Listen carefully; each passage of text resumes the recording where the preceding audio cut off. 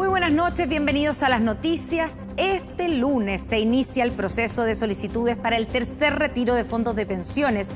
Así lo confirmaron las AFP, que informaron que ya están preparadas para iniciar el proceso. Claro, es una situación muy distinta a la que viven, por ejemplo, las aseguradoras, que esperan instrucciones para dar a conocer el mecanismo de retiro para las rentas vitalicias. Pero ¿en qué se van a gastar los chilenos este tercer 10%? Los detalles en la siguiente nota.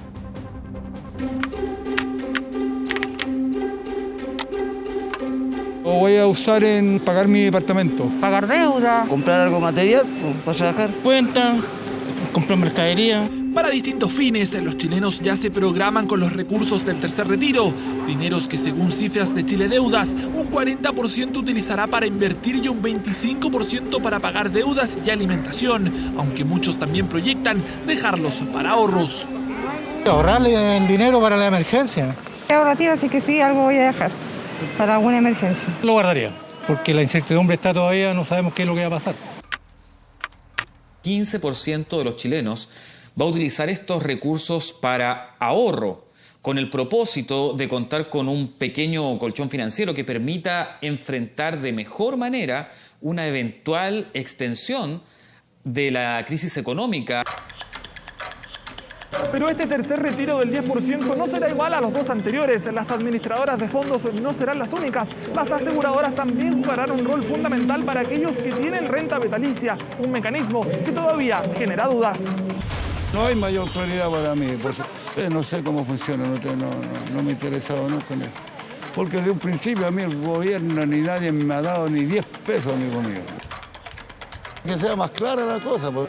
Como José, son varios los que tienen dudas respecto a cómo operarán los retiros de renta vitalicia. La respuesta la tendrá la Comisión para el Mercado Financiero, que será la encargada de informar el mecanismo que deberán utilizar las aseguradoras. Lo único claro por ahora es que tienen un plazo de 30 días hábiles para realizar los pagos.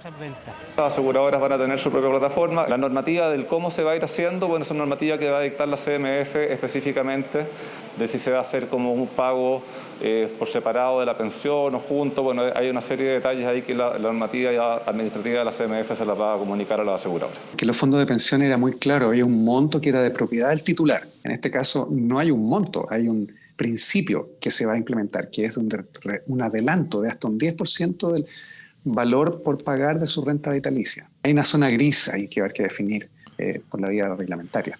Filas de retiros anteriores que desde las administradoras esperan no se repliquen. Ya informaron que a contar desde el lunes 3 de mayo a las 9 de la mañana tendrán listas sus plataformas para iniciar las solicitudes, que serán todas por internet. Antes de esa fecha, les pedimos que especialmente por el contexto de pandemia no vayan a las sucursales. Este proceso, al igual que los dos anteriores, será 100% digital, no requerirá clave, solo el carnet de identidad. Una semana después de haberse hecho las solicitudes, por consiguiente los primeros pagos debiesen estar a contar del día 10 o antes de eso, pero a contar del día 10 conforme a la experiencia que ya tenemos de los retiros anteriores. Pero, ¿puedo sacar mi tercer 10% sin haber retirado el segundo? Como son eventos separados desde el punto de vista legal, una persona que, por ejemplo, haya retirado el primer 10% perfectamente puede no retirar el segundo 10% con la modalidad que tenía de pago de impuestos y todo eso, y saltar directamente al tercer retiro. Retiro de fondos que inicia su tercer proceso, esta vez con las rentas vitalicias como novedad. En total, más de 10 millones de chilenos que tendrán acceso a nuevos recursos para sortear la pandemia. Bueno, ya le decíamos, este lunes comienza el proceso, pero fíjese que el proceso del tercer retiro todavía no ha partido y durante esta jornada se presentó el proyecto por el cuarto retiro del 10%, ahora recién del fallo del Tribunal Constitucional. Claro, el gobierno evalúa propuestas para frenar esta iniciativa y el Congreso pide cambios tributarios para recaudar fondos y destinarlos a nuevas ayudas económicas. El Tribunal Constitucional obligó este martes a la moneda no solo a promulgar el tercer retiro al que tanto se opuso, sino también a intentar recomponer las fracturadas relaciones con el Congreso. Hago un sentido llamado, muy especialmente, a los que tenemos responsabilidades y liderazgos políticos. Actuemos con la mayor buena voluntad La primera idea del Ejecutivo en la que deberá buscar apoyos es el proyecto que propone un bono de 200.000 pesos para aquellos 3 millones de chilenos que ya no tienen saldo en sus cuentas de AFP. Si el gobierno presenta un proyecto que es bueno para la gente, lo tramitamos de inmediato, con la mayor velocidad, pero tienen que presentarlo. Hasta el momento no ha ingresado nada. Tenemos que ir con una ayuda que es la inyección en sus cuentas individuales de 200.000 pesos. Preferimos, obviamente, que la ayuda vaya a las cuentas RUT a las personas. ¿Por qué tiene que ser a la AFP? Nosotros vamos a insistir como oposición en la renta básica universal. Pero el debate en el Congreso también comenzó por las otras dos ideas del Ejecutivo, un mecanismo para recuperar los ahorros ya retirados en los últimos meses y liberar de impuestos los retiros que afecten al 90% de los cotizantes. El presidente mete de contrabando propuestas que no dicen relación con el drama social que se está viviendo en nuestro país. Hay una reforma previsional pendiente en donde él insiste en darle más plata a la AFP. Yo no me cierro a ninguna alternativa de las que se ha planteado y, por cierto, son ideas que se deben trabajar y se deben consensuar. Y no es la única idea, el gobierno trabaja en más propuestas. Si la pandemia no retrocede, por supuesto que estamos disponibles para hacerlo. Por el momento tenemos fuentes de financiamiento claras, que son el mayor precio del cobre, el mayor crecimiento económico y nuestra capacidad de endeudamiento. Una puerta que el gobierno busca abrir para llegar a acuerdos y evitar nuevos retiros. El cuarto ya fue presentado en el Congreso. Mientras el Ejecutivo no dé respuesta al ingreso universal de emergencia, no es posible descartar el cuarto, quinto retiro o incluso abrirse el debate qué pasa finalmente con todos los fondos de la AFP y con el sistema AFP. Han dicho de todos los sectores es que los retiros no son una buena política pública. Permiten acceder a recursos rápidos, sí, pero si no son una buena política pública, la pregunta es ¿a qué acuerdo llegamos? La fórmula que podría llegar al Congreso desde el Ejecutivo incluiría excepciones, aumento del impuesto complementario de 27 a 30% e impuestos sobre las ganancias de capital. Medidas que llegan justo cuando se discute el proyecto de superricos que este miércoles fue despachado a sala. Algo que todos los países del mundo están desarrollando. Ayer el presidente Biden señaló de que para Estados Unidos se le va a aumentar en 1 punto el impuesto a los superricos. Queremos no solamente que el Estado recaude de los que más tienen, sino que también le permita más holgura, un respiro a los que menos tienen. Discusión instalada luego que el fallo del TC provocara un tercer retiro y nuevas propuestas para enfrentar la crisis. Animarán ahora el debate en el Congreso. Bueno, y finalmente no hubo cambio de gabinete, pero sí durísimas críticas al gobierno tras el golpe que recibió del Tribunal Constitucional. Los rumores de ajustes ministeriales, eso sí, no han terminado. Claro, una de las principales preocupaciones es si la derrota sufrida este martes podría perjudicar las opciones de Chile Vamos en la elección del 15 y 16 de mayo. Algunos ingresaron rápido a sus oficinas, otros optaron por tibios paseos en los patios de Palacio, pero fueron pocas las declaraciones que emitió el Comité Político tras el martes negro del gobierno. El Tribunal Constitucional no acogió a trámite su requerimiento y el presidente tuvo que promulgar el proyecto del tercer retiro del 10% del Congreso, entre críticas a la conducción política y peticiones de cambio de gabinete. El presidente es quien tiene esa facultad. El presidente tiene esa facultad y él ejerce. Un revés, un golpe de los más duros recibido esta vez por el Tribunal Constitucional. Crisis política y tensión oficialista a 11 meses del término del gobierno. En una actividad en La Moneda, sin referirse directamente a los cuestionamientos, estas fueron las palabras del presidente Piñera. Estábamos conversando lo difíciles que han sido estos tiempos para la mayoría de las familias chilenas y también para este presidente. Tiempos difíciles que quedaron reflejados en todas las imágenes del día martes. La oposición celebrando en el Congreso la decisión del TC, mientras en La Moneda un cabizbajo comité político respondía a preguntas por posibles renuncias. Yo creo que no sacamos nada con hacer un cambio de gabinete. El ministro de Hacienda se llama Sebastián Piñera. El ministro del Interior se llama Sebastián Piñera. El gobierno dejó de conducir, a mi manera de ver, la agenda pública y hoy día está recibiendo golpe tras golpe. El presidente de la República finalmente tome conciencia de lo que está pasando.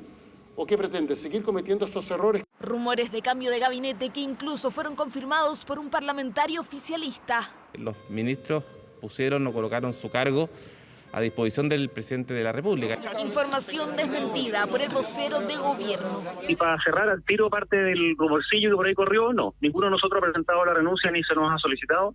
nosotros vamos a seguir trabajando con todo lo que tenemos hasta que el presidente nos pida otra cosa, digamos. El duro golpe recibido por ahora no provocaría cambios en el equipo político. Para algunos en el oficialismo la responsabilidad no solo es de los ministros, gran parte del problema, aseguran, es del jefe de asesores de La Moneda.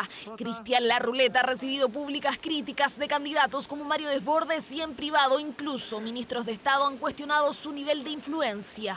El segundo piso tiene que responder. La principal responsabilidad está precisamente en el segundo piso de La Moneda y no en los ministros del gabinete político. Un escenario complejo para el oficialismo a menos de 3 semanas de las elecciones del 15 y 16 de mayo. Ahí está la gran preocupación de Chile Vamos. Algunos piensan que la derrota del gobierno y las continuas críticas pueden afectar la eventual elección de los candidatos del sector. Si no tenemos la audacia en las 3 semanas que quedan para plantear una cosa distinta a esta, efectivamente nos va a impactar. ¿Que le puede pegar a la coalición? Evidentemente, podría ser, pero la verdad es que eso no se sabe hasta que se cuenta el último voto. No veo un impacto directo de esta decisión con los distintos candidatos. El eventual impacto en el oficialismo se constatará el 15 y 16 de mayo en las urnas. Mientras en Chile Vamos estudian fórmulas para salir de la crisis. 11 meses quedan de gobierno y la pregunta es ¿qué estrategia activará La Moneda para bajar la tensión y recuperar la agenda?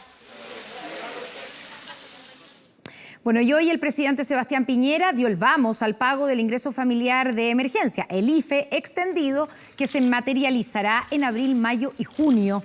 El IFE corresponde a 100.000 pesos por cada integrante del grupo familiar del 80% más vulnerable del registro social de hogares. El pago de este beneficio se realiza de forma automática a través de transferencias electrónicas del Banco Estado y depósitos en las cuentas RUT.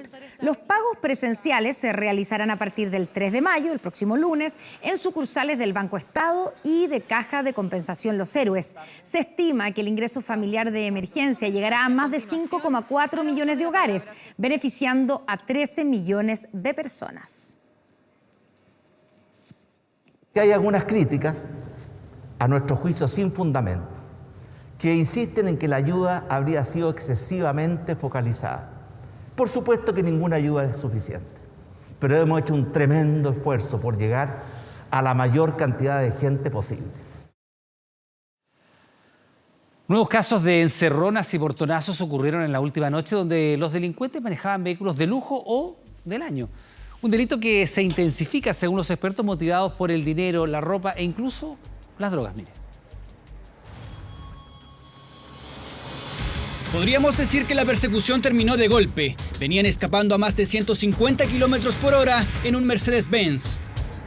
Vehículo robado a través de un portonazo. Eran al menos 5 los involucrados. Fueron detenidos 2 adolescentes de 17 años. Y que nos bajáramos, que si no nos podían hacer algo. Nos encañonaron, le pusieron la pistola en la cabeza, a mí en la cintura. En la huida, la banda chocó contra 2 vehículos. Venían escapando de carabineros después de varios kilómetros de seguimiento. En La Reina, nueva persecución, intento de encerrona por parte de otra banda. En su fuga, activaron un extintor para bloquear la vista del radio patrulla. Consecuencia de esta acción, los antisociales, al percatarse de la presencia policial, inhiben este acto y se da una persecución que finalmente mide en la comuna de La Pintana, en el acceso sur. La policía disparó 5 veces contra el vehículo del año, que impactaron en el depósito del agua. Finalmente el auto se detuvo. Detenidos 2 hombres de 20 y 28 años. En ambos casos, 2 bandas compuestas principalmente de jóvenes, quienes obtienen en ganancia solo un mínimo porcentaje del valor real de los vehículos. ¿Saben cuánto les pagan a los cabros que roban autos? Les pagan 800 lucas. O 1 millón, o que les paguen 2, si son 3 o 4. ¡Hoy qué buena ganancia llevan! Para irse 5 años presos, irse 10 años presos. 2 cambios y medio les pagaba yo los guones. ¿Sabes cuántos me dejan más? 1 cada 4 horas. La Operación Manto reveló cómo es la coordinación entre estas bandas y el dinero que reciben por quienes adquieren los automóviles para su clonación y venta. Ya vos, desarma, talenta tu desarmaduría. Hombre, reacciona. Es un negocio lucrativo, aunque depende del modelo y la marca del auto robado, además del tipo de banda. Si son de adolescentes, por ejemplo, como en San Miguel, habría otro tipo de retribuciones. Tiene que ver con la forma de involucrar a los jóvenes de manera permanente en actividades delictivas violentas, es entregándoles droga. El perfil del delincuente angustiado es aquel que roba inmediatamente para proveerse de droga, para el consumo de 1 o 2 semanas y que eso le permite seguir involucrado en el delito de manera permanente. Hay otro pago que podría parecer banal, pero con un fuerte poder simbólico para delincuentes, el quedarse con las pertenencias de los vehículos solo para jactarse en redes sociales. Se ponen las especies, se ponen los poleras, ¿cómo se llama? Los zapatillas, se visten con las prendas que han robado. Entonces, eso tiene que ver un poco con la psicología criminal, con cómo los jóvenes van buscando su identidad, cómo se van sintiendo cómodos respecto de esta identidad delictiva. Según expertos, los portonazos y encerronas son rentables para las bandas. La probabilidad de ser detenidos en el momento es poca y está la alternativa que solo sean formalizados por receptación. La posibilidad de ser detectado en su momento, la posibilidad de que sea parte de una persecución, la posibilidad posterior de que sea detenido incluso y la posibilidad de que sea finalmente imputado es bastante menor que lo que uno supone. Por lo tanto, ese delincuente opta por cometer ese delito. Todo esto podría explicar la seguidilla de estos casos, como en San Miguel o Vitacura. Detrás hay pagos en dinero, drogas o artículos de uso personal para bandas cada vez más violentas. Vamos con un tema que afecta directamente al bolsillo. Este jueves se completarán 22 semanas consecutivas de aumento en el precio de los combustibles. Un tema que no solo tiene que preocupar a los automovilistas, porque el fuerte incremento amenaza con elevar los valores de otros productos esenciales, como el pan, por ejemplo. Es una tradición para millones salir a comprar el pan recién horneado, una que se está haciendo difícil de mantener para muchos. Todos estamos sin plata con esto que está pasando y a todo encontramos caro. Y la mala noticia es que los precios van al alza. Harina, agua, levadura y manteca son los ingredientes principales en la producción de pan, pero también el combustible. Nuestros hornos o nuestra panadería, si no tenemos combustible no funcionamos. Nuestros gastos se ven afectados continuamente, porque es una alza que no tiene control. Gas y diésel para los hornos y benzina para los vehículos repartidores.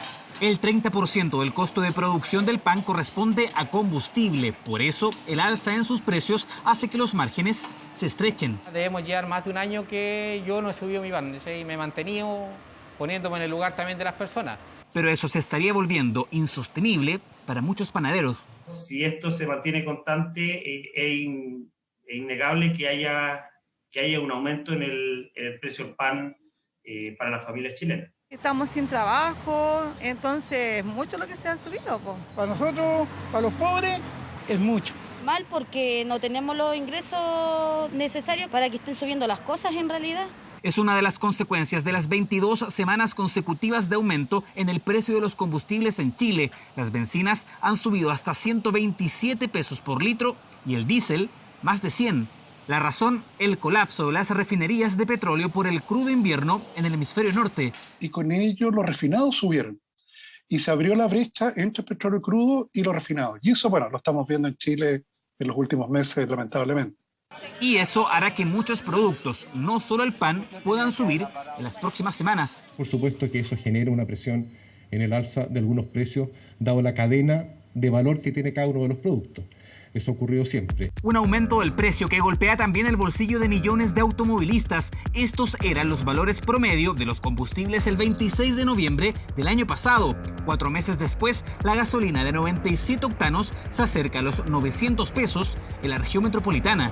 Preocupación además por otros productos, frutas y verduras recorren miles de kilómetros para su comercialización y podrían tener incrementos, aunque desde Lo Valledor por ahora lo descartan. En el fondo, que haya algún alza en los productos porque sube el combustible, porque sube el transporte, eso no se da en el escenario comercializador acá en el mercado. Sin embargo, la decisión de muchos de no subir los precios, considerando el actual escenario económico, podría cambiar a partir de ahora. Si la demanda se vuelve a reforzar con un tercer retiro, claro, uno de los efectos curiosos de ello es que eso deja espacio justamente para que el traspaso de precios sea más rápido. Traspaso de precios que podría llegar pronto y de paso elevar la inflación durante los próximos meses. Las bencinas otra vez nos juegan una mala pasada. Vivir en comunas más vulnerables de la capital aumenta, por cierto, el riesgo de morir por COVID. Una cruda realidad de la que dan cuenta algunos estudios, los que revelan cómo el hacinamiento y las enfermedades de base son indicadores que condicionan la manera en que enfrentamos la pandemia. A pesar de que su comuna está en cuarentena, no hay opciones de quedarse en casa sin trabajar. Todos los días Pilar llega al frontis de la Municipalidad de Cerro Navia y aquí ha escuchado historias, ha acompañado a sus vecinos y ha vivido desde muy cerca las consecuencias del COVID. Los blanquitos puestos en las casas. Aquí murió un joven, pero un jovencito que hacía pan amasadito y lamentablemente ahí la familia sufrió su pérdida. Yo perdí a mi esposo y así mucha gente, ella perdió a la mamita. Todos hemos tenido esa realidad en la familia. Una realidad que lamentablemente se repite con más fuerza en las comunas más vulnerables de la región metropolitana. Un estudio publicado por la revista Science confirma lo que ya se ha puesto sobre la mesa anteriormente. La desigualdad social también se hace patente en las cifras sanitarias. Hay una fuerte relación entre el nivel socioeconómico y la mortalidad por COVID. El virus se expande mucho más en condiciones de aglomeraciones, ¿no es cierto?, en condiciones de vivir mucho más en contacto, y eso generalmente uno lo ve claramente cuando mira las comunas, ¿no es cierto?, más populares. De hecho, Cerro Navia tiene los índices más altos de pobreza multidimensional en la región metropolitana. El 19,5% de los hogares viven hacinados y los resultados del CIMSE de matemática y lenguaje son 20 puntos más bajos que el promedio nacional. Asimismo, tiene la cuarta tasa de incidencia de casos activos por coronavirus del Gran Santiago, es decir, una de las comunas donde hay más contagios por cada 100.000 habitantes. Hay harto hacinamiento. También hay, digamos que las condiciones de vulnerabilidad de la comuna uno juega en contra. La gente no se cuida, no usa mascarilla, no usa nada. Sí tiene que salir a trabajar, o sea, digámoslo, las nanas o la gente obrera, o los que trabajan en la construcción, esas cosas no se han parado, siguen funcionando. Si en comunas con menor riesgo social como Las Condes o Vitacura muere una persona por coronavirus, en aquellas más vulnerables 3 fallecen por la misma causa, donde hay además patologías que complican la sobrevida. Todas las personas mayores de 50 años que presentaban inicialmente como primera causa hipertensión, seguida por diabetes y posteriormente obesidad, obviamente son las personas que tienen más riesgo de fallecer en nuestra comuna por COVID. Otro estudio de académicas chilenas refuerza la idea. Existía ya una diferencia entre la mortalidad dependiendo de la comuna de origen, pero la pandemia hizo más evidente esta brecha. Las desigualdades históricas que venimos observando hace mucho tiempo en salud se acentuaron, se incrementaron. Y eso es parte de este efecto amplificador que está teniendo el COVID sobre nuestras desigualdades, sobre las limitaciones de nuestras políticas sociales, sobre la precariedad del empleo, de la vivienda. Aquellos que viven en comunas más vulnerables no solo están más expuestos al virus, sino que también lo enfrentan con condiciones de salud y sociales muchísimo más precarias. Otro de los aspectos que el virus se ha encargado de revelar. Comenzó el segundo juicio por el atentado incendiario contra la estación de metro Pedrero. La Fiscalía insistirá en presentar un video como prueba para demostrar la responsabilidad de un adolescente y su tío, aunque en el primer juicio ese mismo registro fue declarado ilegal y ambos fueron absueltos.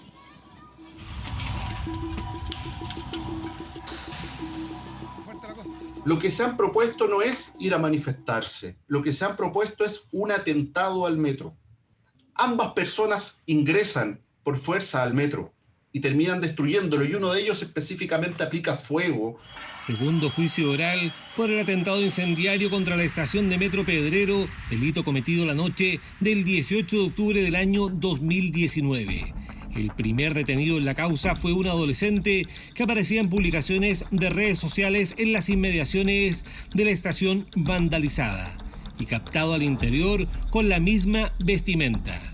Luego de un peritaje a su teléfono celular, cayó Daniel Morales Muñoz, tío del menor. Según la Fiscalía, ambos habrían coordinado vía WhatsApp para atacar el metro Pedrero.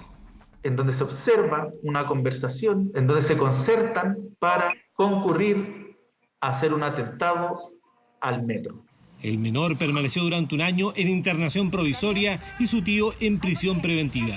pero en el juicio oral ambos resultaron absueltos y de forma unánime. El tribunal calificó como ilícita la prueba presentada en su contra y los dejó libres de todo cargo. En un segundo juicio y con idéntica evidencia, la Fiscalía pretende una sentencia condenatoria, con las imágenes del atentado nuevamente como la base de la acusación.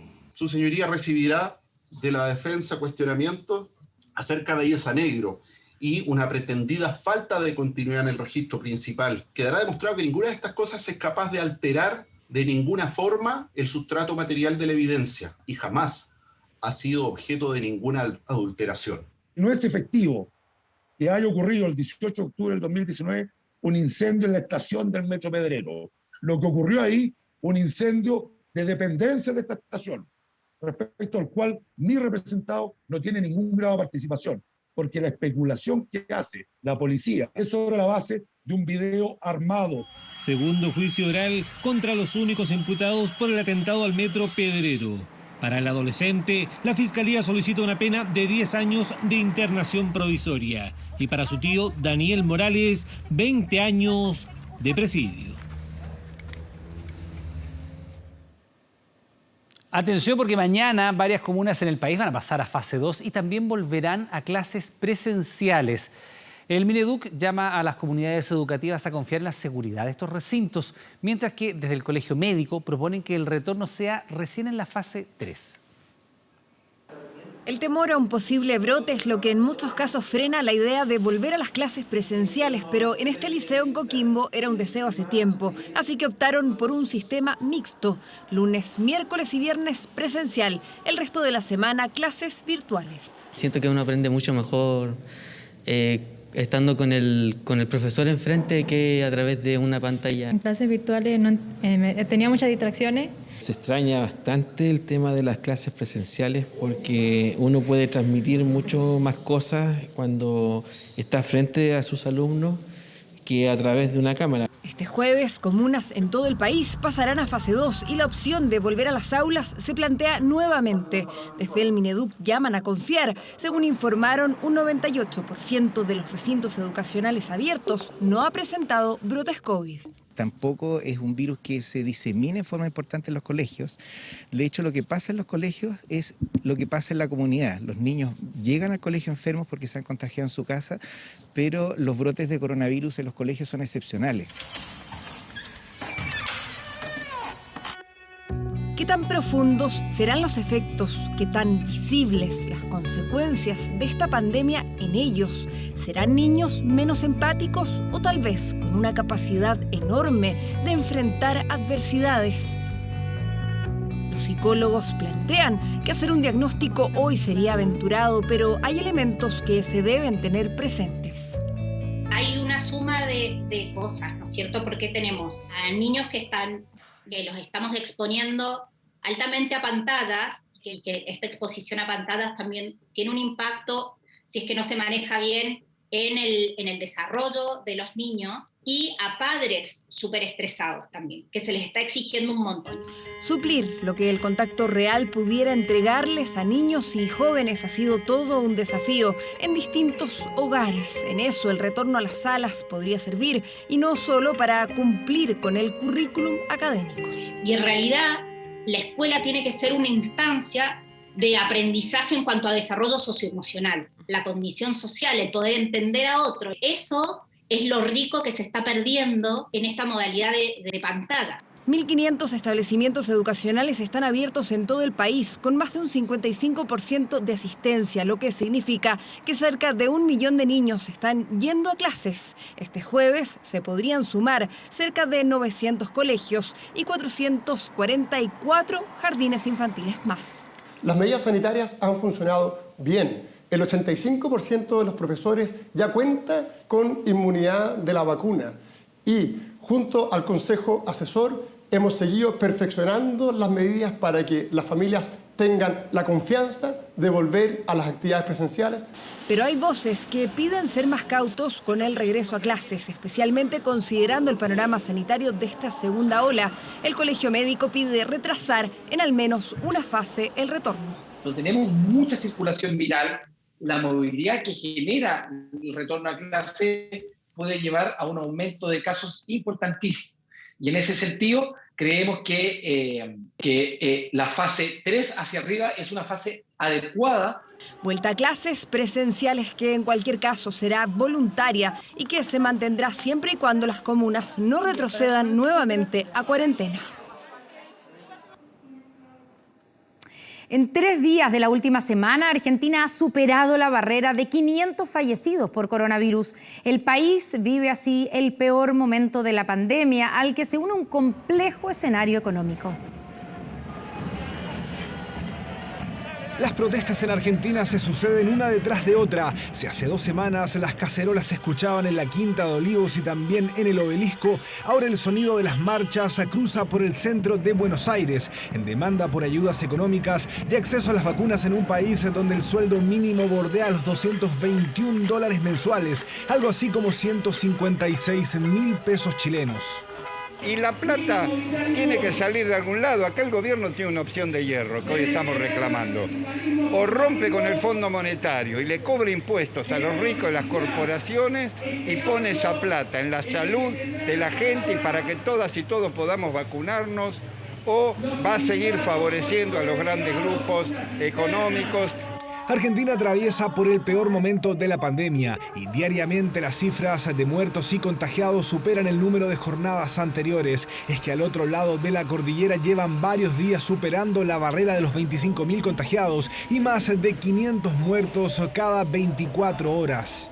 Argentina se ha transformado en uno de los países más afectados por la pandemia. Hoy en día existen más de 5.000 personas internadas en terapia intensiva y la ocupación de camas llega al 68% a nivel nacional y 77% solo en la provincia de Buenos Aires. Sin embargo, hay una cifra que es bastante más preocupante y es que en la última semana la curva de decesos ha aumentado exponencialmente. Se cree que el gobierno anunciará esta semana la continuidad de las medidas en el área metropolitana, ya que el endurecimiento de las mismas dura hasta el próximo viernes 30 de abril.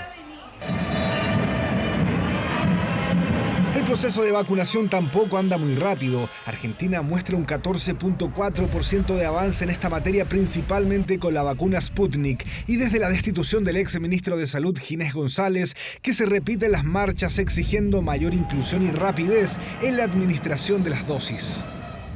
Argentina y el Fondo Monetario Internacional están en medio de negociaciones para reemplazar un fracasado programa de pagos que se firmó en 2018 por el cual el país le debe al fondo cerca de 45.000 millones de dólares. Un escenario complejo en medio de la crisis sanitaria. Son los efectos de la segunda ola del coronavirus que tienen a Argentina cruzando por el peor momento de la pandemia.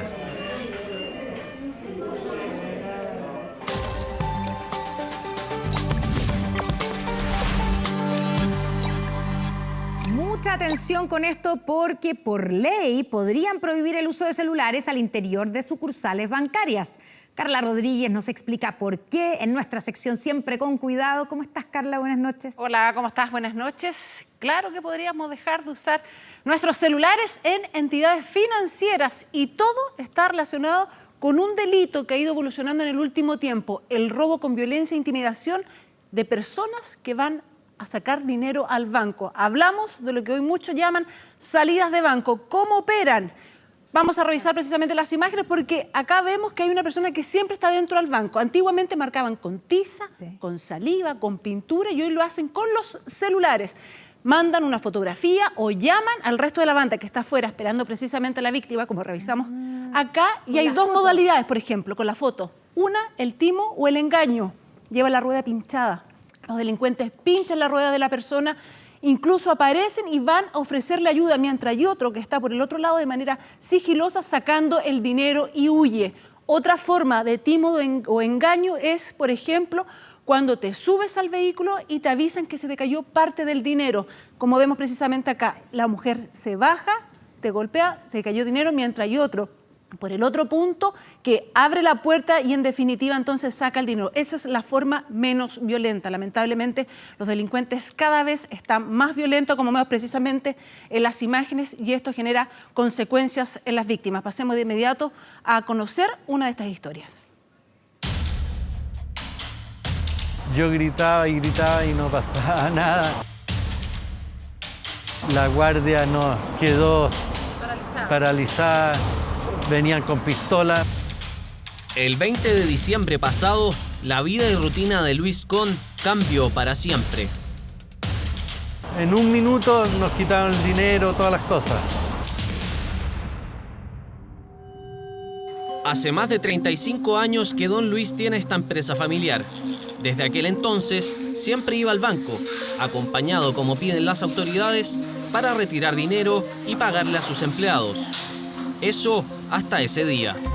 Pusimos el auto en posición para poder entrar y mientras se abría el portón nos pillaron por sorpresa, digamos.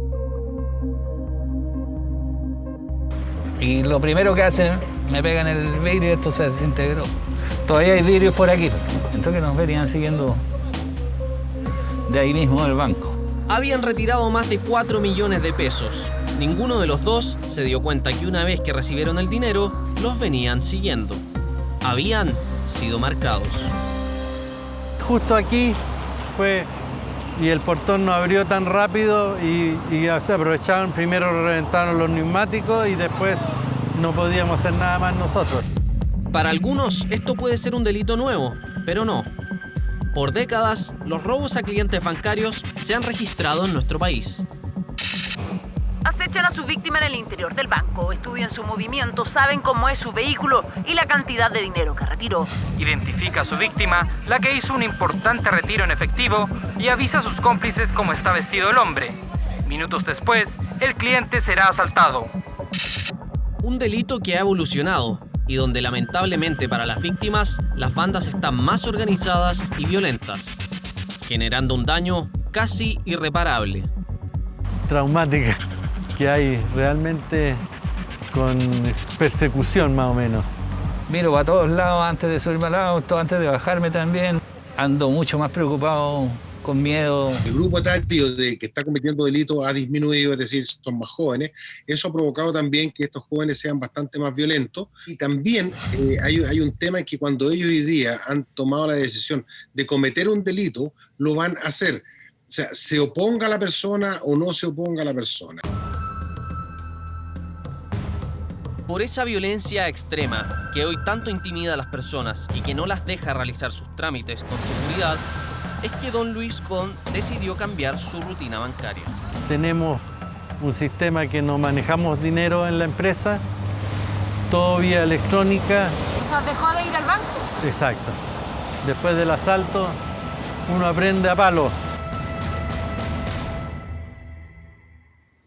Lamentablemente hay casos más graves como el que vivió don Luis Con, que es precisamente el de Ruth Bocanegra, una peluquera, la vemos precisamente en nuestras imágenes, que es el caso más grave que hemos tenido en el último tiempo. El 8 de marzo ella fue con su marido a una sucursal bancaria en Cerrillos, la siguieron los delincuentes, sacaron 7 millones de pesos y recibió un impacto de bala en el tórax. De los delincuentes aún no se sabe nada, pero ¿qué recomienda? Por ejemplo, para retirar dinero de esta cantidad, la Policía de Investigaciones, escuchemos.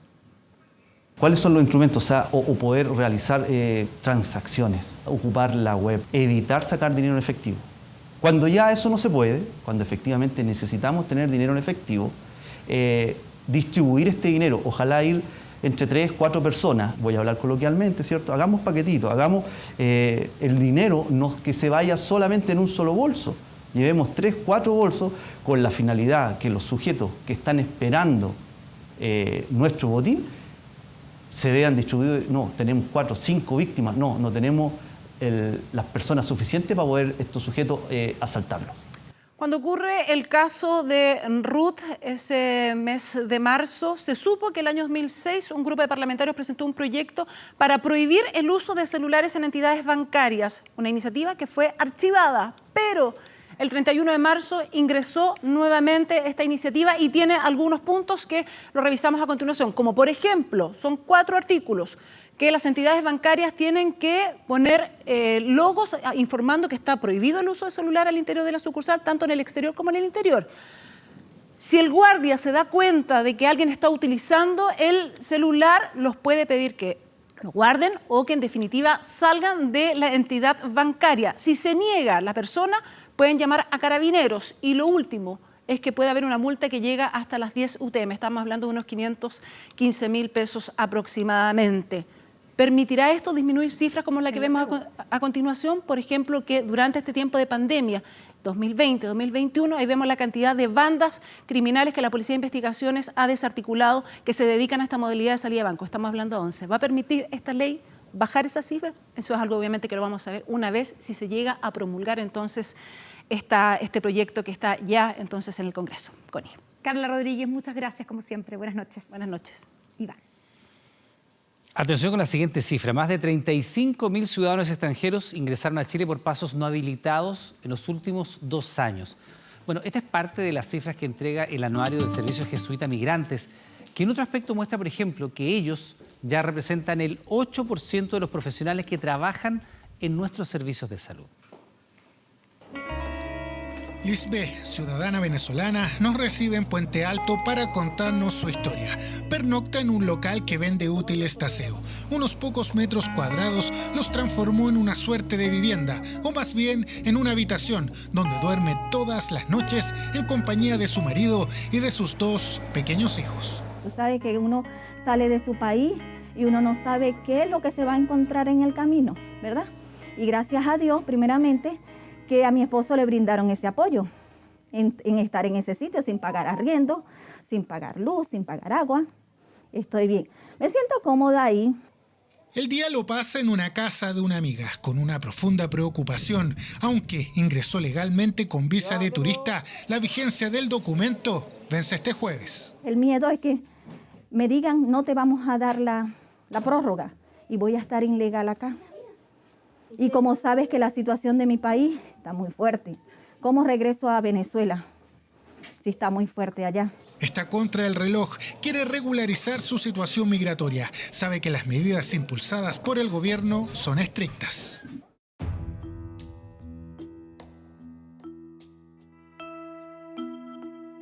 En esta materia, el Servicio Jesuita Migrante entregó cifras, un anuario, una radiografía de este ítem en Chile. Si bien el flujo de extranjeros disminuyó debido a la pandemia y cierre de fronteras, aumentó exponencialmente el ingreso por lugares inseguros, frágiles y precarios, los pasos no habilitados. Esto creció desde que el gobierno comenzó a tomar medidas de regulación en 2018.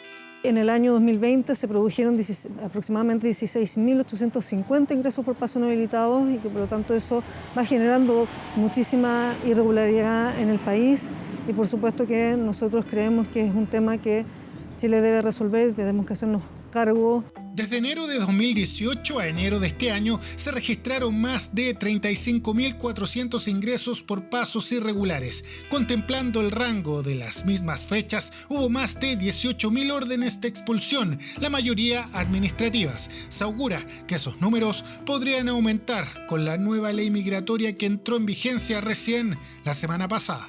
La nueva ley tiene un proceso de regularización extraordinaria de la gente, de las personas que entraron previo al 18 de marzo por paso habilitado y ellos pueden acceder a esta regularización extraordinaria, pero deja excluida a las personas que entraron por paso habilitado después de esa fecha. Las personas que ingresaron clandestinamente, es decir, ingresaron por paso no habilitado a Chile, ellas efectivamente alcanzan a más de 50.000 personas, pero claramente hay una reducción de más de 100.000 personas que no han caído en irregularidad en Chile. Es decir, hemos reducido la irregularidad en nuestro país sobre un 40%. Hay vulnerabilidad, pero la migración también ha traído otros aspectos positivos, como por ejemplo, en 2020, en el 16% de los nacimientos, al menos uno de los padres no nació en nuestro país, lo que impacta en la baja tasa de natalidad, con un Chile cada vez más longevo.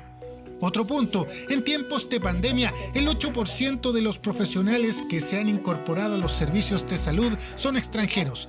Para Lisbeth, esas cosas positivas son sumamente importantes. Ella dice, quiere aportar y ver a sus hijos crecer con una buena educación y, por supuesto, en un buen lugar donde vivir.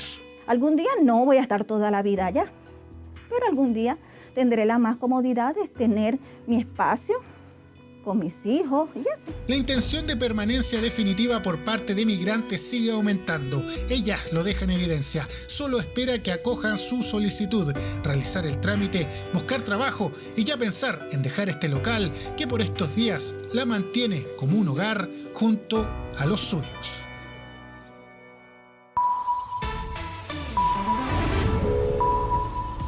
Ahora. Y vamos a Estados Unidos, donde a esta hora el presidente Joe Biden está dando su primer discurso frente al Congreso y anunciando importantes medidas, todo esto en la víspera de cumplir 100 días de gobierno. Escuchemos parte de lo que dijo hace algunos minutos.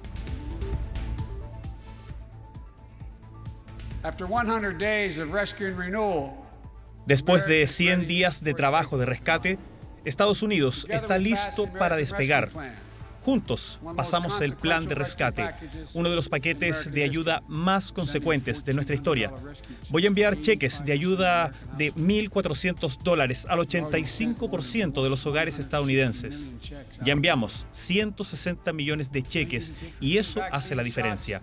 Prometí 100 millones de vacunas durante los primeros 100 días y alcanzamos más de 220 millones. Todas las personas mayores de 16 años pueden vacunarse ahora. Vacúnate, Estados Unidos. Go get vaccinated, America.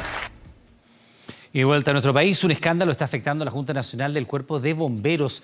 La Subsecretaría del Interior detectó un grave error que terminó con la destitución del histórico gerente general y con una investigación interna y otra en el Congreso. ¿Cuál fue ese error? La compra de carros bomba que fueron rendidos 2 veces por un monto que asciende a más de 2.500 millones de pesos. El informe es de Verónica Moscoso y Bárbara Gallardo. Lo que se resolvió fue pasar inmediatamente, convocar al directorio nacional porque calificamos este error de magnitud, este error grave en la presentación de una rendición fiscal. Estamos dispuestos a corregir, rectificar y subsanar, sino que también sancionamos administrativamente esta conducta. Con estas palabras, Raúl Bustos, presidente de la Junta Nacional de Bomberos, explicó a una comisión de la Cámara de Diputados la destitución del gerente general de este organismo, Luis Erpel Celis. Una determinación adoptada el pasado 26 de abril entre el Consejo Ejecutivo y todos los directores de los cuerpos de bomberos del país, tras enterarse que la Subsecretaría del Interior detectó una doble rendición de cuentas en la compra de 7 carros bomba. Imagínense que se aceptan y se giran estos recursos. Eso, señores, habría sido la comisión de un delito. Y al menos este presidente del Consejo Ejecutivo y los directores no están dispuestos a aceptar ese tipo de responsabilidades. Además de los aportes privados, cada año Bomberos recibe del presupuesto de la Nación 46.000 millones de pesos para el funcionamiento de los 313 cuerpos que hay en el país. Estos fondos se dividen en 4 glosas: operaciones, capacitación, compra en moneda nacional y compra en moneda extranjera. Es en este último ítems donde se advirtió un error de rendición fiscal. Existe un saldo de 2.500 millones que no se debieron haber imputado porque esos son dineros que se rindieron a gobiernos regionales respectivos donde se compraron estos carros. Eso es lo que se advierte y eso lo consideramos grave por cuanto de llegarse a aprobar una glosa fiscal rendida de esta manera, lógicamente puede constituir un perjuicio fiscal y incluso puede ser constitutivo de delito al efectuar doble rendición. A diferencia de los voluntarios de bomberos que no reciben un sueldo, Luis Erpel Celis, quien llevaba 28 años en el cargo de gerente general, tenía una remuneración mensual de 6 millones de pesos. Los parlamentarios y representantes de los cuerpos de bomberos cuestionaron la millonaria indemnización, cerca de 170 millones de pesos. Así se deja ver en esta carta firmada por los 24 superintendentes de la región metropolitana, quienes además de manifestar su malestar, indignación y preocupación por lo ocurrido al interior de la Junta Nacional, pidieron dejar sin efecto el pago de la indemnización y además pidieron la renuncia del tesorero por notable abandono de deberes en el cargo. Aclararon que si bien son parte de la Junta, reglamentariamente están excluidos de su administración, control y supervigilancia. El principal mensaje que le doy a los bomberos de Chile. Los bomberos de Chile no estamos exceptuados de pagar indemnizaciones de este tipo por términos de contrato laboral. La causal de término de este contrato es desahucio. La indemnización que estaría recibiendo este gerente general, que es desvinculado, por haber cometido al menos un error gravísimo y haber dañado la honra de nuestra institución, es casi lo que cuesta un carro de bomberos. Pero ya habían antecedentes de irregularidades. El 2017, el diputado de RN, Leonidas Romero, pidió a la Contraloría investigar la compra de 100 carros bombas por un costo de 170 millones de pesos cada uno, que venían en malas condiciones mecánicas. A petición de los bomberos hice la presentación en Contraloría. Y hoy día, la guinda de la torta, nos enteramos que se está pagando 2 veces más de 2.500 y tantos millones de pesos. En esa oportunidad ya se habían detectado algunas observaciones en el gasto de 15 millones de pesos en flete y seguros, cuando en la misma orden de importación se estipulaba que el gasto de embalaje y transporte estaban incluidos. La Contraloría solicitó acreditar documentos o reintegrar los fondos. Es grave, por eso me alegra que hoy día la Contraloría esté respondiendo a una denuncia que yo hice ya hace harto rato y se esté denunciando e informando a la comunidad de estos ilícitos. El destituido gerente, por instrucciones de su abogado, optó por guardar silencio. La Subsecretaría del Interior tampoco se refirió a este conflicto por tratarse de una problemática interna de la Junta Nacional. El próximo martes, Raúl Bustos quedó citado nuevamente a la Comisión de Bomberos de la Cámara Baja para dar cuenta de los avances de la investigación interna, ya que no solo se revisará el presupuesto del 2020, sino también todas las cuentas de los presupuestos entregados durante los últimos 5 años.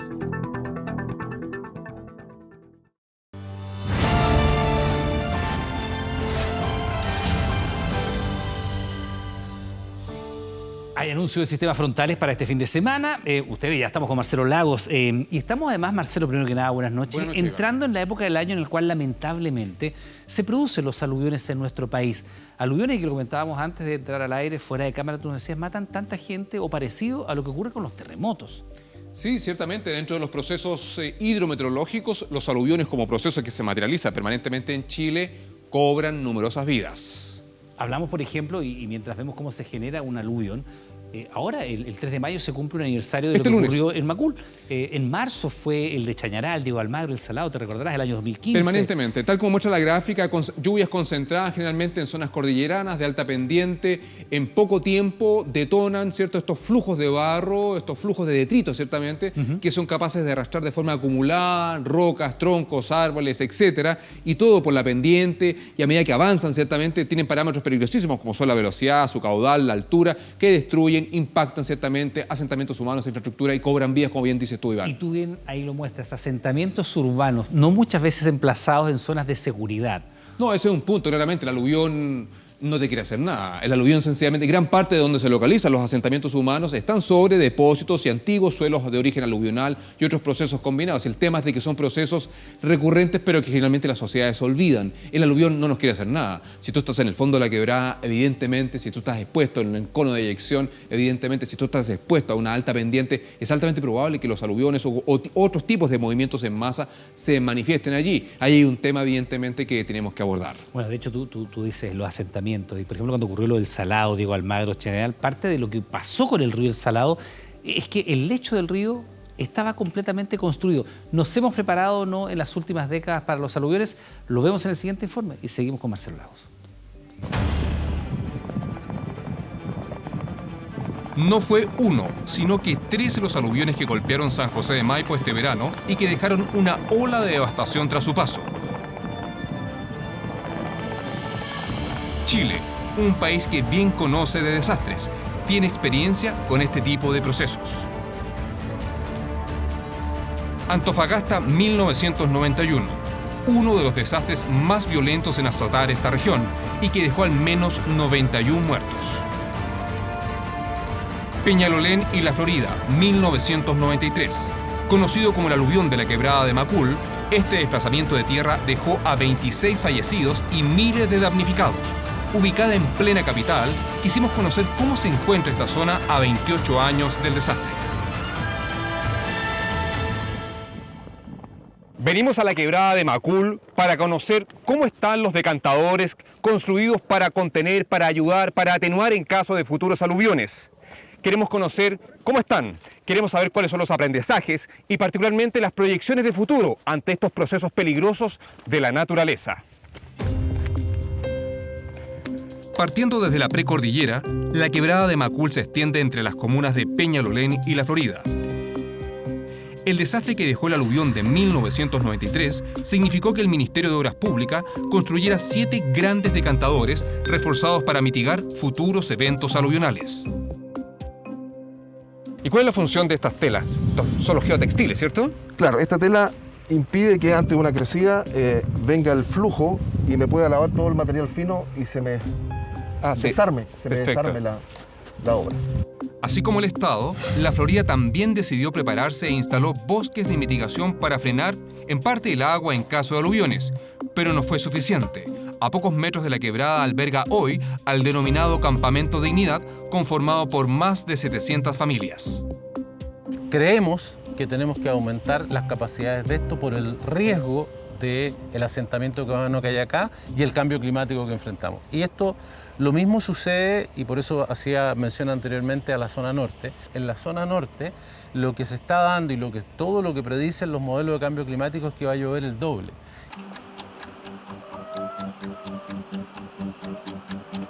$30 años han pasado desde el aluvión de Antofagasta que dejó a más de 20.000 damnificados. Por eso el Ministerio de Obras Públicas inició un control aluvional en las principales quebradas de la ciudad, con una capacidad de retención de 700.000 metros cúbicos de agua. Y eso en el fondo significa que vamos a estar bordeando los 180.000 personas beneficiadas con estas obras de resguardo, que en el fondo para la dirección hay un eslogan que es muy concreto, que son obras que salvan vidas. Obras que también se están realizando en las zonas cercanas de Iquique.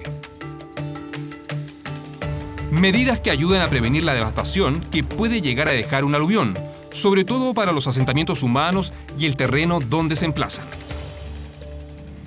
Independiente de la magnitud del aluvión de 1993, sorprende verificar en terreno cómo los procesos de urbanización han aumentado la densificación y el uso residencial en función de esta quebrada. Obviamente todos sabemos que este es un corredor de peligrosidad, lo que no conversa con los usos de suelo que vemos aquí al alrededor.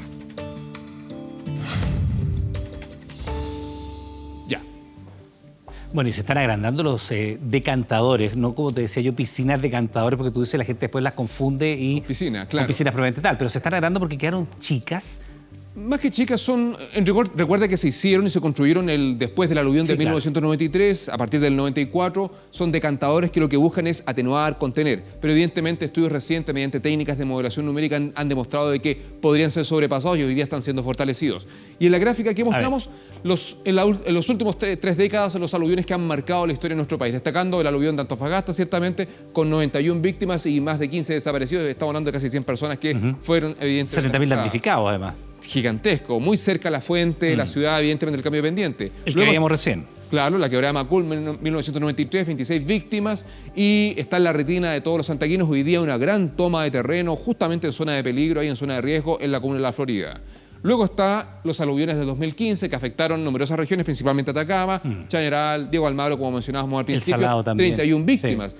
O sea, estamos hablando de que más víctimas que el terremoto 8.4 de Illapel que ocurrió en el 2015. Por eso tú decías, ¿muere tanta gente por aluviones como por terremotos en nuestro país? O por lo menos es que hay un tema. Equivalente. Los terremotos están normados, hay formas de convivir con los terremotos. En cambio, los aluviones no tienen un rayado de cancha todavía. Villa Santa Lucía nos sorprendió a todos al 2017. 21 víctimas, casi la mitad del pueblo desaparece. En la práctica, los hechos confirman que son procesos hidrometeorológicos recurrentes y evidentemente están ahí, a la vuelta de la esquina. Pero no solamente el aluvión, sino que son los altos niveles de exposición y la incertidumbre de cómo va a ser el siguiente evento. Más grande, más pequeño, dónde se va a localizar. Y por lo tanto, evidentemente, anticiparse, entender, estudiar, modelar y tener medidas y conductas de autocuidado son la base para convivir con estos procesos que evidentemente vienen para quedarse. Y cómo seguimos urbanizando esas zonas de riesgo. Marcelo, como siempre, muchas gracias. Buenas noches. Buenas noches, Iván. Y faltan un par de minutos para las 10 de la noche. Les recordamos que a partir de ahora Televisión Nacional de Chile está autorizada a transmitir programas para mayores de 18 años. La Fundación Nicanor Parra denunció que la Casa del Antipoeta en Las Cruces ha sufrido daños producto de las obras de pavimentación que se realizan en su calle, faenas que tienen divididos a los vecinos. Jordan Jopia con más detalles. Cuando empezó el asunto de la construcción, empezaron a hacer los siguientes daños. Rompieron esta reja, y usted la puede ver. Y aquí tenemos las siguientes fisuras, ¿sí? Junto al medidor. Se amontona la tierra sobre una reja que es toda la continuación que de la casa de Nicanor abajo. Carlos y María llevan al menos 7 años cuidando distintas casas en Las Cruces. Una de ellas es la de Nicanor Parra, quien falleció el 2018. Por eso no lo podían creer cuando vieron los daños que hoy presenta la fachada del hogar, donde vivió el antipoeta sus últimos 30 años. Pena me da. Pena porque los destrozos que han hecho en las rejas, entonces ya no está como antes. Antes era todo muy bonito. Porque le van quitando la originalidad a las cosas. Porque no es lo mismo algo que ya estuvo por año a que la persona lo tenga que reparar después. Ya no es el mismo valor. El problema, comentan, se estaría produciendo a raíz de las obras de pavimentación que se realizan en la calle Lincoln, un proyecto que fue aprobado el 2016 y cuyas faenas comenzaron hace algunas semanas. Y los trabajos han sido muy invasivos y destruyendo parte de la reja, poniendo en peligro un muro de contención. O sea, se han hecho sin tener en cuenta que se trata de esa casa de un valor patrimonial y cultural del país. El proyecto es patrocinado por el municipio del Tabo y desde sus inicios, comentan los vecinos, ha generado divisiones. Esa calle es un ícono. Conservarla tal como estaba. Yo estoy de acuerdo con que hayan pavimentado, pero te insisto, me habría gustado otro pavimento. Quizá el proyecto, esta pura cuadra que es la cuadra del poeta, darle una parte más rústica. Las obras ya están en marcha, pero a raíz de una denuncia por afectación realizada el día lunes, el Consejo de Monumentos, entidad que autorizó este proyecto emplazado en una zona típica protegida por la Ley de Monumentos Nacionales, visitó las faenas este martes. Solicitamos una pausa en la ejecución de las obras, específicamente en la calle Lincoln, donde está ubicada la casa de Nicanor Parra. Aún no recibimos una respuesta. Nosotros oponemos la poesía de la tierra firme. Desde el 2018, cuando falleció Nicanor Parra, su tumba está ubicada en la misma casa que lo cobijó y en la que en 1993 recibió un equipo de TVN. Yo estoy en proceso de recuperación de este terreno. Acabo de limpiar. Vecinos y la fundación que lleva su mismo nombre han levantado una denuncia a la espera de que se tomen nuevas medidas frente a esta pavimentación. Esperamos que se revoque la autorización que dio malamente el Consejo Monumento Nacional en el 2016 y que se establezca una nueva instructivo, una nueva autorización, pero hecha de acorde a los valores ambientales, patrimoniales e históricos que merecen esta zona típica y la casa de Nicanor Parra. Solicitamos hablar con el municipio local, pero solo se refirieron al tema a través de un comunicado. La municipalidad ha respetado estrictamente las recomendaciones cursadas por el Consejo de Monumentos Nacionales y ha cumplido a cabalidad con las especificaciones de la obra. En los próximos días debiera reunirse el municipio junto al Consejo de Monumentos y la constructora para establecer cómo continuará la obra y las medidas de mitigación asociadas. Por ahora las faenas seguirán pausadas en una calle que se debate entre la conservación y la modernidad y donde por años se dejó ver el antipoeta Nicanor Parra.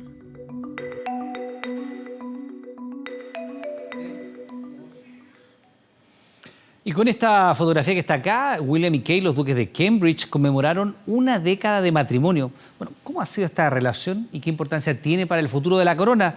Lo vemos en la nota de Andrea Aguilar. Las campanas de la abadía de Westminster anunciaban hace una década el enlace más esperado desde la boda entre Lady Di y el príncipe Carlos. El matrimonio de Kate Middleton y el príncipe William se robó todas las miradas ese 29 de abril del 2011.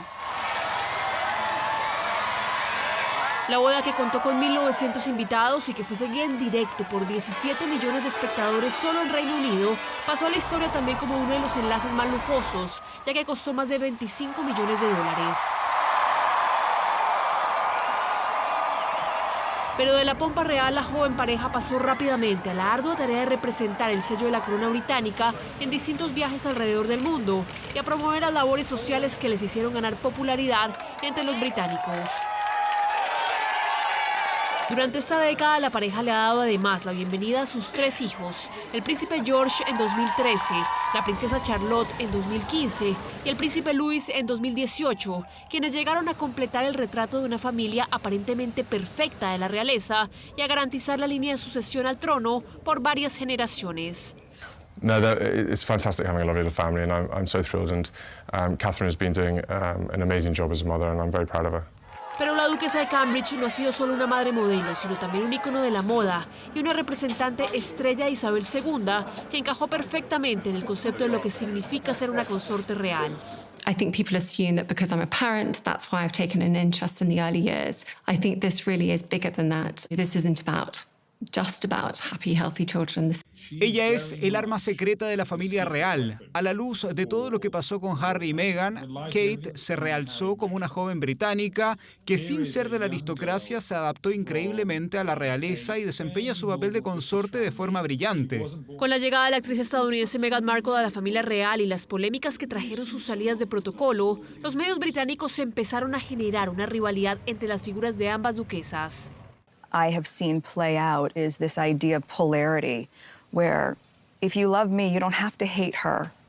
And if you love her, you don't need to hate me. Pero a diferencia de los duques de Sussex y de su conflictiva relación con la prensa de su país, Kate Middleton ha logrado ganarse la simpatía de los medios y usar a su favor a los tabloides. Es una de las figuras mejor evaluadas también.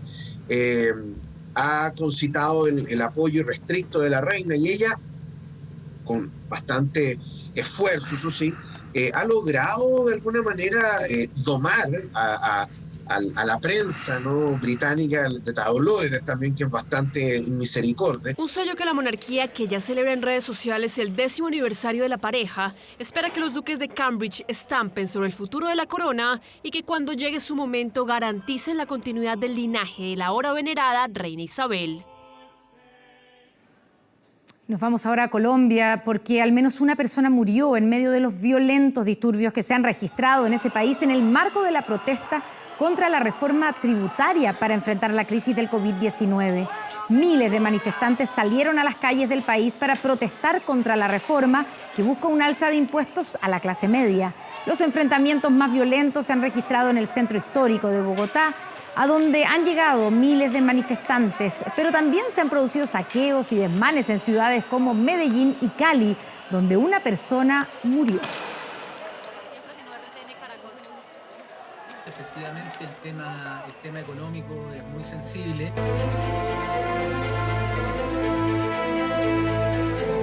Tema económico sensible, es en lo que vive Blanco y Negro. Claro, hoy con el primer directorio encabezado por Edmundo Valladares, con ese tema central, la escasez de dinero, con un equipo que hoy día por lo menos está contento dentro de la cancha, pero fuera de ella con estos problemas, con esta tregua que hay hasta el momento, ¿no?, dentro del directorio de Blanco y Negro, pero una situación económica que se ve muy difícil, el futuro del cacique. La particularidad en la baja de los ingresos, en el fondo, se debe a 3 factores. 27% de sus ingresos dependen básicamente de los ingresos por bordero. Conflicto comercial que tuvimos, ¿cierto?, con nuestro sponsor técnico. La situación deportiva en que nos encontrábamos. La billetera de Colo-Colo no está nada bien. El 2020 golpeó duro y se convirtió en el año de más pérdidas desde que la sociedad anónima tomó el control del club. Muestran que la sociedad arrojó pérdidas por un monto antes de 4.051 millones de pesos. Vale decir 5.6 millones de dólares, que son parte de los 13.2 millones de la divisa norteamericana que ha perdido la concesionaria Alba en los últimos 5 años. Este miércoles se llevó a cabo el primer directorio del nuevo presidente. Ahí el tema monetario fue protagonista.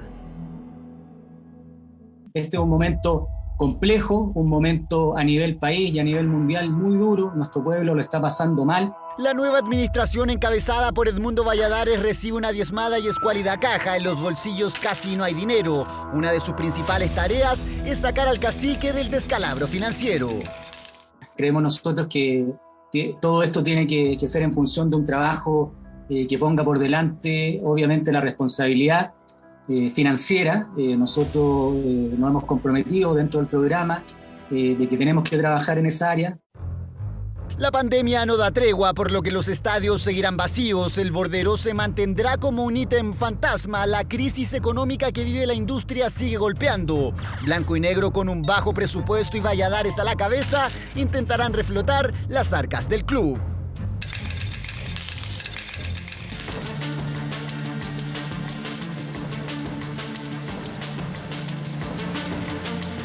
Martín Lasarte ya planifica lo que viene para la selección chilena de aquí a 2 meses, claro, la primera semana de junio, cuando la selección chilena tenga que jugar clasificatorias rumbo a Qatar, el 3 de junio frente a Argentina, el 8 frente a Bolivia, acá en nuestro país, y luego el 13 de junio comenzando la Copa América. Hasta el momento se juega.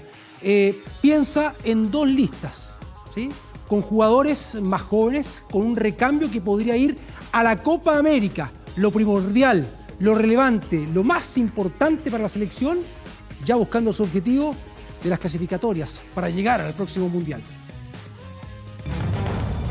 Lo único que hemos hecho es ir a Pinto Durán a ver algunos arreglos que hemos intentado que se produjeran, por suerte las cosas van bien. En Juan Pinto Durán, Martín Lasarte y su equipo ya tienen instalado su laboratorio. Ahí piensan minuciosamente cada paso a seguir y cómo organizar el calendario que viene apretado. El 3 de junio regresa a las clasificatorias y Chile jugará con Argentina de visita.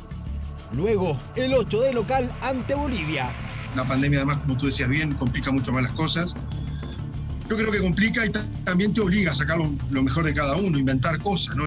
Hasta ahí todo bien. El problema es que 5 días después, Chile debuta en la Copa América ante Argentina. Por eso Machete ya toma sus recaudos. En realidad, lo primero que me preocupa es el estado sanitario. Ese es el primero. No será una división completa de plantel, pero a la Copa América seguramente no irán todos los referentes. Lasarte analizará los primeros días de junio a quién sumar, y si los históricos van a la Copa, existe la posibilidad de que no jueguen mucho. Machete tiene claro cuál es la prioridad. Yo creo que al final todos tenemos claro, y yo también, el objetivo primordial es clasificar, no hay un segundo objetivo. El calendario para septiembre viene extremadamente complicado. El 2, Chile recibe a Brasil. Luego viaja a la altura para medirse con Ecuador. Y el 10 visita a la Colombia de Reinaldo Rueda. Una fecha triple dura para Chile. Tienes 10, 15 futbolistas, 20 futbolistas en el exterior donde todos están compitiendo y en forma regular. Y otros donde quizás estén menos, algunos lesionados, algunos quizás no en el mejor momento de forma. La NFP toma recaudos y en los próximos días llegarán las 50.000 dosis de Sinovac. La prioridad para la vacunación será para todo el staff de las selecciones, tanto masculina como femenina. Después los planteles que juegan en torneos internacionales. Y de ahí los equipos de Primera A, Primera B más los árbitros. Así Lasarte y la NFP se preparan para los próximos desafíos.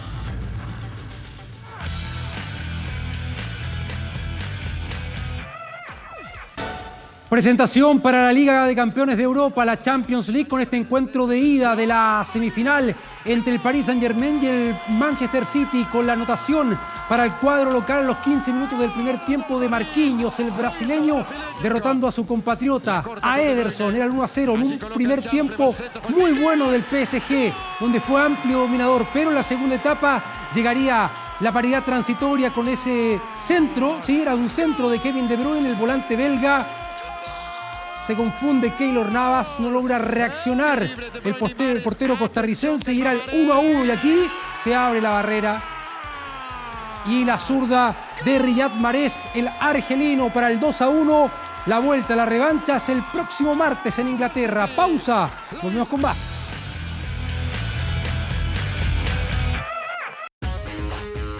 Estamos de regreso. Alexis en venta, el Inter de Milán, que se prueba la corona, con el tocopillano que puede obtener un nuevo título de campeón en su carrera. Pero medios de prensa en Italia especulan con una posible salida del cuadro lombardo. La Gazzetta dello Sport dice que puede ser moneda de cambio para que llegue en la próxima temporada el goleador del Atalanta, Luis Fernando Muriel, colombiano, para que se pueda integrar al equipo de Antonio Conte. ¿Eso lo aceptará Alexis? ¿Querrá quedarse en el Inter? Detalles en la siguiente nota. Alexis Sánchez es un jugador verdaderamente importante, es un elemento importante para Chile. Me gustaría elogiarlo porque se lo merece y debería jugar más desde el inicio. En Italia aseguran que tanto elogio de Antonio Conte hacia Alexis quedará en nada. Según la Gazzetta dello Sport, el técnico interista ya piensa en la próxima temporada y en carpeta tiene a otro sudamericano. Con una suculenta billetera, el Inter podría dar el asalto por Muriel, siempre y cuando se vaya Alexis Sánchez, que tiene un contrato de 7 millones de euros por temporada hasta 2023. The second Muriel! And firing it in emphatically! Muriel!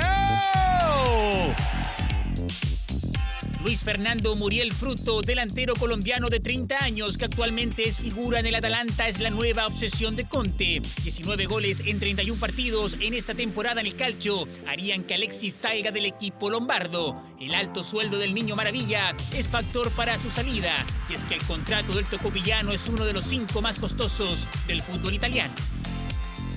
Alexis buscó ser un aporte, me alegro por su compromiso. No puedo negarme a la posibilidad de hacer jugar a un jugador de su calidad. Sí, la entrada de Alexis va a ser necesaria. Que es el hombre que ha salvado a Conte y compañía en momentos claves y que finalmente tienen al Inter a un paso del Scudetto.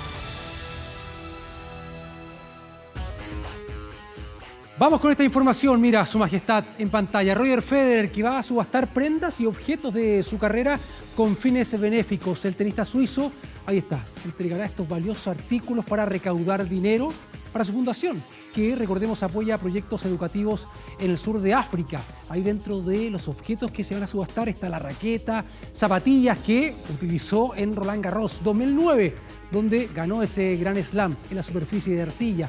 También están disponibles otros implementos que ocupó en su trayectoria, como su cardigan de la final de Wimbledon 2012 y también otros implementos e indumentaria de gran valor, de el mejor de la historia. Ahí está. Excelente, como siempre, Roger Federer. Vamos a la pausa. Ya continúa Connie e Iván con la información en 24 Horas Central. Buenas noches.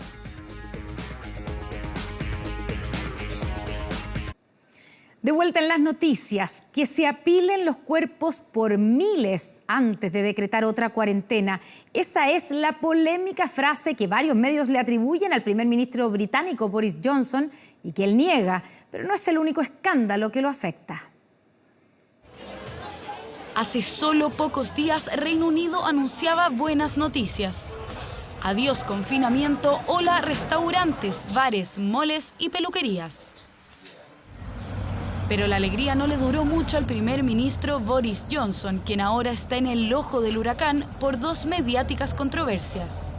El popular periódico Daily Mail atribuyó esta semana graves dichos que el primer ministro habría expresado en octubre con respecto a un posible segundo confinamiento. Frases que también confirmaron las cadenas BBC e ITV. A fines de octubre, el primer ministro habría dicho que preferiría, cito, apilar los cuerpos por miles que un nuevo confinamiento. ¿Puede el primer ministro decir si dijo o no estos comentarios?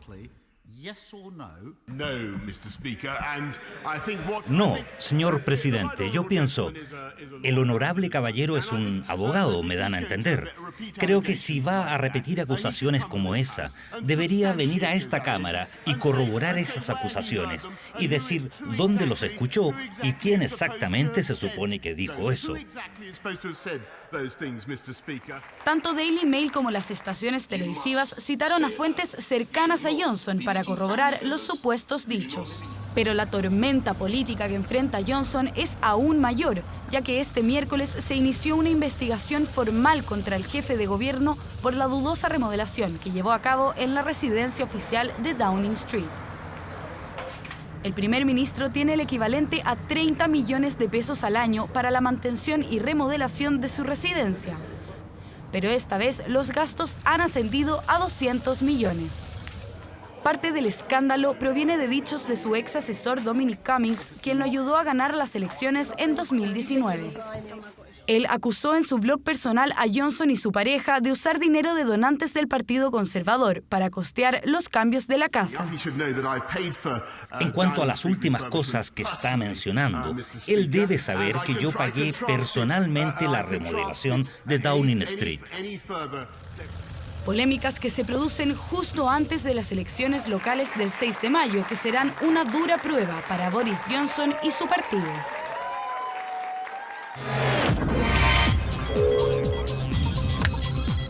...24horas.cl. El tercer retiro, usted lo sabe, ya es ley y a partir de este lunes comienza el plazo para realizar las solicitudes de este tercer 10%. Sin embargo, hay varios pasos antes de solicitarlo. Por eso, hemos preparado una nota con todo lo que necesitas saber para pedir tu retiro de fondos. Revisa todo el detalle ingresando a nuestro portal 24horas.cl. Terminamos aquí las noticias. Gracias por informarse con nosotros. Ya viene un nuevo capítulo de Fuerza de Mujer aquí en TVN. Que lo disfruten, que descansen. Buenas noches. Buenas noches.